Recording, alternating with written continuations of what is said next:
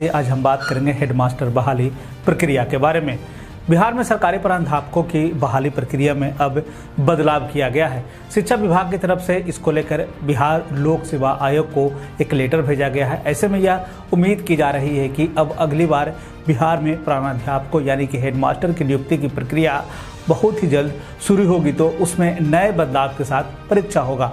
आपको बता दें कि इन बदलावों में परीक्षा के समय में भी बदलाव की बात कही जा रही है, साथ ही साथ परीक्षा के मार्किंग में भी बदलाव की बात कही गई है। आपको बता दें कि पिछली बार जब बिहार में 6421 पदों के लिए जब बहाली की प्रक्रिया शुरू हुई थी, तो उसमें मात्र 421 अभ्यर्थी ही सफल हो पाए थे, जिसके बाद बिहार सरकार को एक बार फिर से परीक्षा बहाली प्रक्रिया को लेकर विज्ञापन जारी करने की बात कही गई है। आयोग की तरफ से जो बात कही जा रही है उसमें यह बात कहा गया है कि जो लोग प्रधानाध्यापक पद के लिए चयनित हो गए हैं उन्हें नवंबर के अंतिम सप्ताह तक नियुक्त कराने की बात कही गई। साथ ही साथ यह भी बताया जा रहा है कि जिन अभ्यर्थियों का काउंसलिंग के बाद चयन होगा उसके बाद उनकी तैनाती भी तुरंत ही कर दी जाएगी।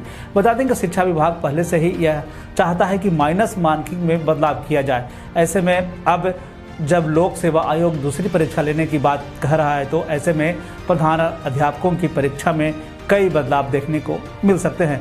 प्रभात खबर की एक खबर की माने तो प्रधानाध्यापकों की परीक्षा के समय में बढ़ोतरी की बात कही गई है। बता दें कि पहले यह 1.5 घंटे का होता था, जो कि अब बढ़ाकर 2 घंटे की बात कही गई है। यानी कि पहले जो हेडमास्टर की परीक्षा होती थी वो 1.5 घंटे की थी, उसे अब बढ़ाकर जो है 2 घंटे की कर दी गई है। बिहार शिक्षा विभाग की तरफ से इस बार यह साफ कर दिया गया है कि हम इस बहाली प्रक्रिया में शामिल नहीं हो सकते हैं।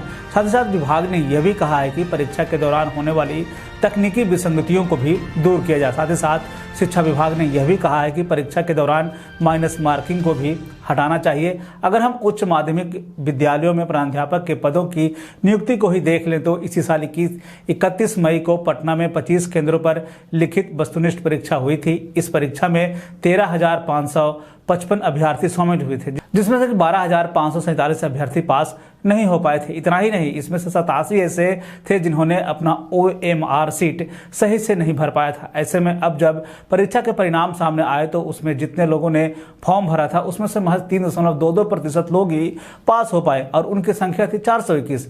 आपको जानकर आश्चर्य होगा कि ये वो शिक्षक हैं जो कि स्कूलों में 8 से 12 तक की अपनी सेवा दे चुके हैं, यानी कि 8 से 12 साल तक की अपनी सेवा वे दे चुके हैं। हालांकि इस पूरे मसले को लेकर बोलते हुए BPSC के सचिव सह परीक्षा नियंत्रण अमरेंद्र कुमार ने बताया कि उच्च माध्यमिक विद्यालयों में प्राध्यापक नियुक्ति को लेकर हमारे पास अब तक परीक्षा में होने वाले बदलाव जैसे मार्किंग पद्धति में परिवर्तन या फिर परीक्षा के समय में बदलाव को लेकर कोई प्रस्ताव सामने नहीं आया है। अगर विभाग की तरफ से इस तरह का कोई भी मंतव्य आता है तो आयोग इस पर आगे विचार करेगा। बिहार में माध्यमिक स्कूलों में प्राध्यापक की नियुक्ति के साथ साथ प्राथमिक विद्यालयों में हेडमास्टर की नियुक्ति की प्रक्रिया शुरू होने वाली है, जिसमें कि 40,000 पदों पर नियुक्ति की प्रक्रिया शुरू होने की बात कही गई है। अभी तक इसको लेकर तारीख का ऐलान नहीं किया गया है। इसमें अगर हम सीटों की संख्या को देख लें तो सामान्य वर्ग के लिए 16,204 पद खाली हैं, जबकि EWS के लिए 4,048 पदों पर बहाली होनी है। तो वहीं SC के लिए